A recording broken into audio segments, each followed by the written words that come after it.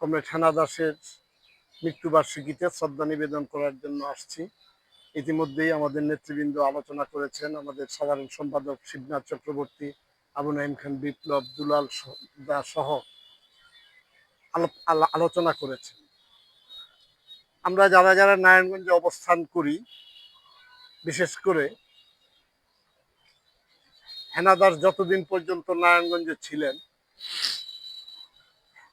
Communist party বা বিভিন্ন সাংস্কৃতিক সামাজিক সংগঠনের সাথে যুক্ত ছিল, প্রায় সকলেই হেনা দাসের শরণাপন্ন বা হেনা দাস সম্পর্কে ভালোভাবে জানেন।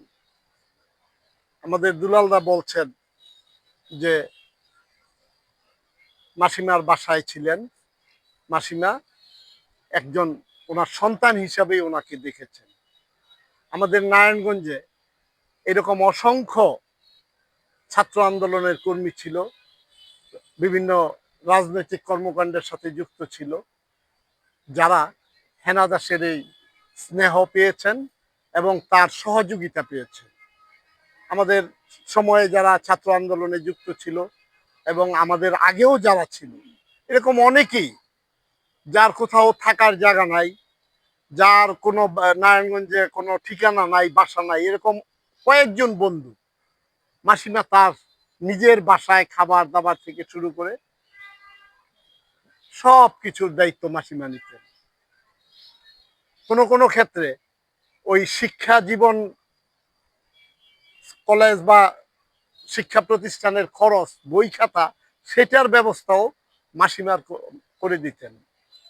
হেনা দাসের বাসায়, বিশেষ করে আমলাপাড়া গার্লস স্কুলে যতদিন পর্যন্ত ওনার বেশিরভাগ সময় এবং লম্বা সময় ছিলেন, এই সময়ে ওনার বাসায় গিয়েছেন কেউ অন্তত এক কাপ রং চা, বিস্কিট বা মুড়ি খেয়ে আসে নাই, এরকম নজির আমার মনে হয় নাই।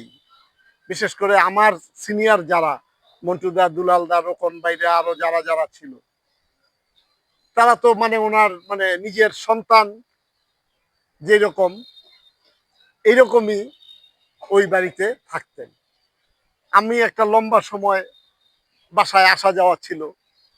ওনার যে রোহিণী দাস আপনারা শুনছেন, কমরেড রোহিণী দাস যখন শয্যাশায়ী ছিল, ওনার চুল দাড়ি নখ এগুলো কেটে দিতাম আমি। সপ্তাহে একদিন ওনার বাসায় যেতে হতো এবং যেই বারটায় যাইতাম সেই বারটায় প্রায় সময়ই আমাকে মাসিমা বলে দিত যে এই টাইমে আসবা, দুপুরে কিন্তু আমার সাথে খেয়ে যাইবা। আমি ওই মানে এই মাসিমার এই যেই ভালোবাসা এবং ওনার যে আন্তরিকতা, সেটা আমরা দেখেছি, আমিও দেখেছি। যাই হোক, হেনা দাস সম্পর্কে আমাদের যারা যারা আমাদের এখন তরুণ প্রজন্ম, নতুন প্রজন্ম, আমাদের স্বার্থেই, আমাদের পার্টির স্বার্থেই, একজন রাজনৈতিক কর্মীদের স্বার্থেই হেনা দাসকে আমাদের জানা উচিত। আমরা হেনা দাস সম্পর্কে যত জানবো, হেনা দাসের কর্মজীবন যত জানবো, আমরা তত বেশি উপকৃত হব। আবু নাঈম খান বিপ্লব বলেছেন, কমরেড হেনা দাস নারী নেত্রী, শিক্ষক নেত্রী, শুধু ওই চা বাগানের নেত্রী বা সাংস্কৃতিক নেত্রী, এই জায়গায় উনি ছিলেন না। উনি একজন প্রকৃত পক্ষে একজন কমিউনিস্ট হিসাবে, একজন কমিউনিস্ট নেত্রী হিসাবে, সর্বস্তরের মানুষের নেত্রী হিসাবে, নেতা হিসাবে নিজেকে প্রতিষ্ঠিত করতে পেরেছেন। আজকে তার এই মৃত্যুবার্ষিকীতে তার স্মৃতির প্রতি গভীর শ্রদ্ধা জানাই এবং আমরা যাতে হেনা দাসকে আরো ভালোভাবে জানতে পারবো, সেই চেষ্টাটা আমাদের অব্যাহত থাকবে। আজকে তার স্মৃতির প্রতি শ্রদ্ধা জানিয়ে আমরা ইন্টারন্যাশনালের মধ্য দিয়ে আজকে আমাদের কর্মসূচি শেষ করব।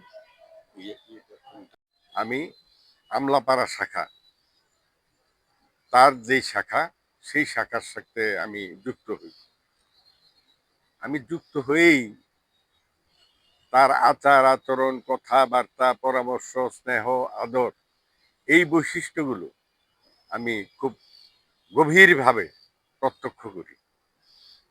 আমি কালকেও যখন তার ব্যানারটা লিখতে যাব, ভাবতেছিলাম কোন গুণটা আমি প্রকাশ করব।